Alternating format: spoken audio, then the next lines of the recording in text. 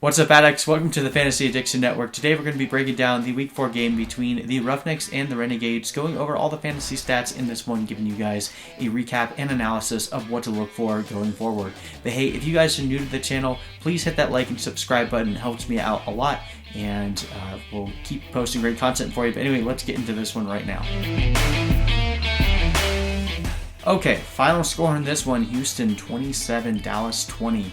Definitely a very interesting game. Now we had the Houston Roughnecks defense really come alive in this one. Dallas's defense played pretty well too, keeping Philip Walker decently in check, but they weren't able to overcome the 5 turnovers committed by the Dallas Renegades in this one. And even though this game was still held to the wire, very near the end of the game, unfortunately, it looks like Landry Jones did suffer another MCL sprain.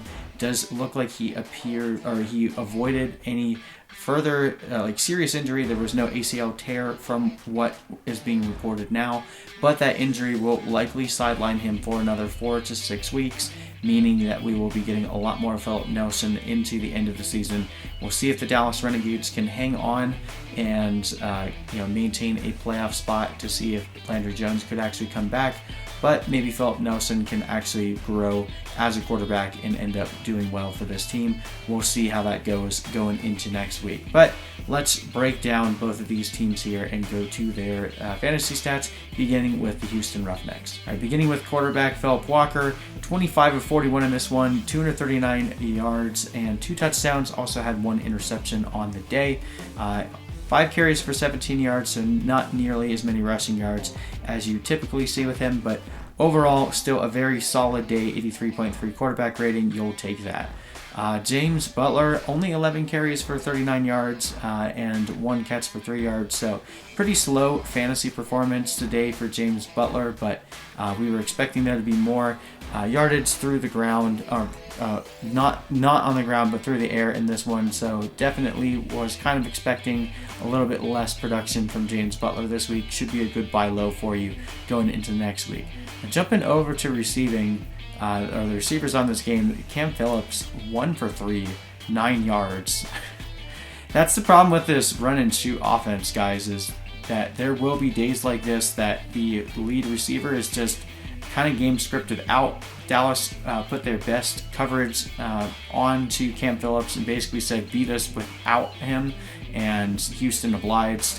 They threw the ball 13 times to Khalil Lewis, 6 receptions for 53 yards. Nick Hawley had 10 targets, 8 receptions for 97 yards and a score. Blake Jackson, the other receiver, with the score, 2 for 26. Sammy Coates, 2 for 16. No one else really worth mentioning here. So Nick Hawley looked really good, and definitely is a name that you're going to want to look in your waiver wire for. But I do think that this is probably going to be one of those, he looks great this week, and then we'll have a few more weeks where he doesn't even touch the ball. So don't overreact to this, but also don't underreact to it. Cam Phillips is still the leading receiver on this team. He will have better days ahead, but this was just not one of them. All right, let's jump over to the Dallas Renegades. All right, beginning with Landry Jones, 25 of 38 in this one, 1 touchdown, 3 interceptions. They all came in the first quarter. He was just not having a good game, but once he got past the first quarter, he started to play a lot better, was able to continue to move the ball pretty well up until the injury that he sustained in the fourth quarter. Philip Nelson took over, went 1 for 3, 11 yards, and had the interception. I don't know if it counted as an interception in the stats or it counted as a fumble. I think it will end up being ruled as an interception, but you don't see that here on the stats. And then, just overall, we saw Philip Nelson perform okay against the St. Louis Battlehawks, so we'll have to give this team a little bit of time to see if they can develop with Philip Nelson as a quarterback, but that's just going to be a huge depressant on this entire team, especially for the star players. I do think Lance Dunbar and Cameron Artis-Payne will still continue to be play well going forward, but it's definitely going to hurt them. They did pretty good in this game, 9 carries, 48 yards for Lance Dunbar and a touchdown, and then Cameron Artis-Payne with 12 carries for 31 yards. He looked a lot better than his numbers show. He played really hard. There was just a lot of times where he was getting hit as soon as he touched the ball. Also had 5 catches on 8 targets for 23 yards. Cameron Artis-Payne did.